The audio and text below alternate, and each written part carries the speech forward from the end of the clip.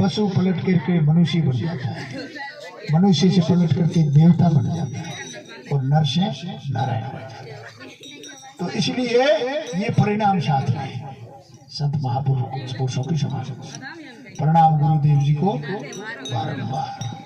अब कहते हैं गुरु ब्रह्मा गुरु विष्णु महेश्वर गुरु पार ब्रह्म पार, प्रणाम गुरुदेव जी को बारंबार। तो बोले एक ही पर ब्रह्म रूप चतुर्धर और लीला करते भी है। पार ब्रह्म एक है, चार प्रकार के रूप करके हैं। कौन से? ब्रह्मा विष्णु महेश और चौथा सतगुरु, ये चतुर्थ रूप है। तो ब्रह्मा का क्या प्रयोजन है? ब्रह्मा रूप धर वेद प्रकट कर सकते रच दिए सकल संसार।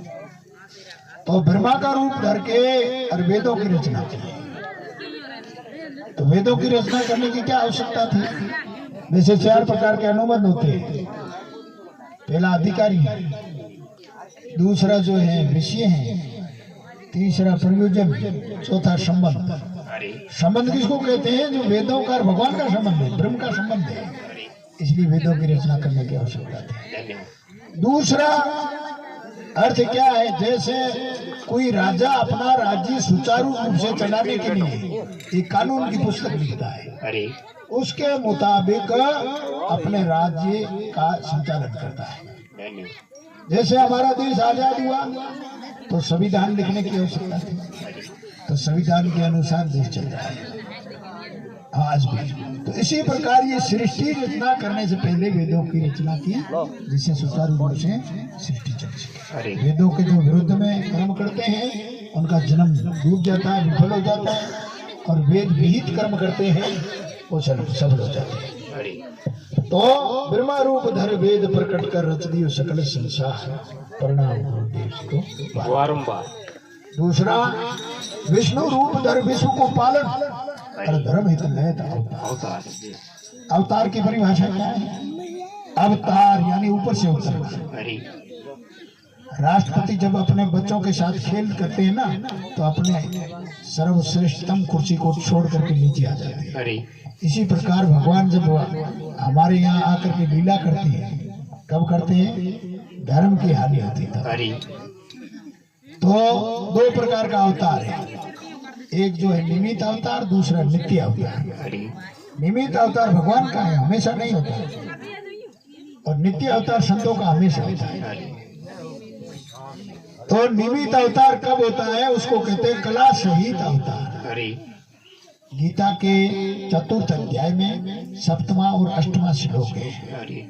यदा यदा ही धर्म से ग्लानिर्भवति भारत अभ्युत्थानम् धर्मस्य तदात्मानं सृजाम्यहम् परित्रणाय साधूनां विनाशाय च दुष्कृतां धर्म संस्थापनार्थाय संभवामि युगे युगे। यानी कि यहाँ और किसी का नाम नहीं लिया।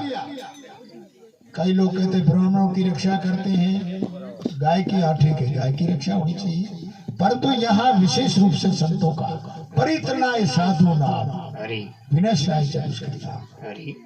संत महापुरुषों का विनाश करने वाले असुर राक्षस उत्पन्न होते हैं, तब मैं जो है कला से अवतार लेकर के उन विद्रोहियों का विनाश कर देता हूँ और धर्म की स्थापना, धर्म की रक्षा करता हूँ। तो ये भगवान का अवतार है। अब आ गया रुद्र रूप धर दुष्ट रुलावत। अरे महादेव।